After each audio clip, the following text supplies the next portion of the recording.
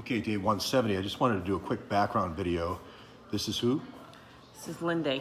Linde. And so we're going to call her, I wanted to call her Lindy, but this is her kind of doing artwork, kind of when a period of consolation where she was trying to get her thoughts together about her history. And Yeah, she spent, from age 20 until, 79, doing these kind of remarkable paintings where she would use these different tools, and her focus was she had such internal trauma and memories and pain, she attempted to put it on canvas. right. Now she grew up and kind of going to Hitler rally for about 12 years or 14 years, and then ends up going with the GIs to actually go to the actual concentration camps. Yeah, she's once her father's theaters were bombed by the Americans. She attempted to flee, Some more pictures, maybe. yeah,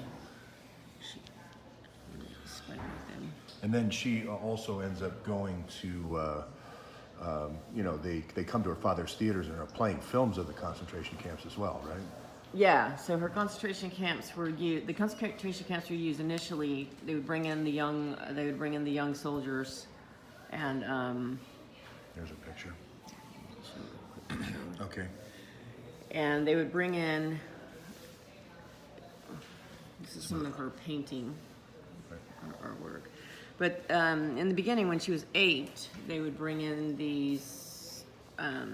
all these soldiers, these young soldiers, to indoctrinate them.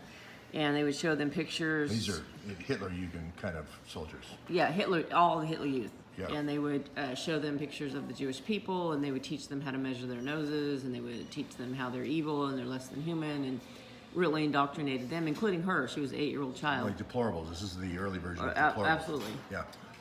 And so then, as the war happened and the Americans bombed, she went from 8. She went to all of Hitler's rallies. She was on stage with them. These are huge rallies. These are 250,000. These are millions. Some one of them was The a Munich million. ones, The millions. Nuremberg one was a million. Millions, As well. and she was there. Yeah. And And so you end up with the last 2 years of her life, kind of. Mm-hmm. She was kind of confessing a little bit. Yeah, so she had become a very world famous painter, and she knew Carl Jung, and her paintings are all over the world. And in the last Agent 488 stuff. Yeah, Agent 488. She told me all the secrets and the plans of the Fourth Reich, and in the last year and a half, she had broken her arms. She could no longer paint, and she was elderly and kept passing away really, and no one really was there for her. Back to a picture, man. This is some more of her. I have this. She's got hundreds and hundreds of thousands of paintings that sold at times for millions of dollars. And so Hundreds to thousands, not hundreds of thousands, right? yeah, hundreds of thousands of it. Hundreds to thousands. Yeah, she's got thousands. I would say she's got thousands and thousands of paintings that I personally know about and see. So anyway, that's her right before she passed away, and she had become, what we consider decrepit. She could no longer paint, so she was trapped with the pain inside.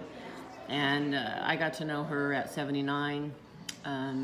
She began to share with me and trust me over a long period of time with the stories that she had never been able to tell another soul.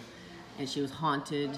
She told me that she felt she had blood on her hands and various things. And she told me stories of attempting to help the Jewish children by throwing them bread and then being severely... This is when she went with the American soldiers to the concentration camp? Yeah, and also with her father. With her father. Yeah. When the Nazis had the concentration camp. Yeah, her father was a top Nazi, so... Do you remember which concentration camp? I don't remember each one, but she went to several. And then there was camps, they were all around Munich and stuff where she lived. There were places that kids were kept, and even in her schools there was indoctrination that she told me about. But she would try to sneak bread to them, and she would be punished by her father severely for doing that. And she explained the ideas of, and I can get into it later, some of the date about a gold book and black book, and how religion was used to help indoctrinate them. But in her last year and a half of life, she couldn't paint anymore, and she, for reasons I don't fully understand yet, she trusted me to listen to her story, and I did for a year and a half. And in the last month of her life, she she had a horrible back injury and then a stroke, and she cried for the first time and told me the horrors of you know what really happened that I don't know if anyone has ever heard with these things. We'll probably leave it right there. Okay.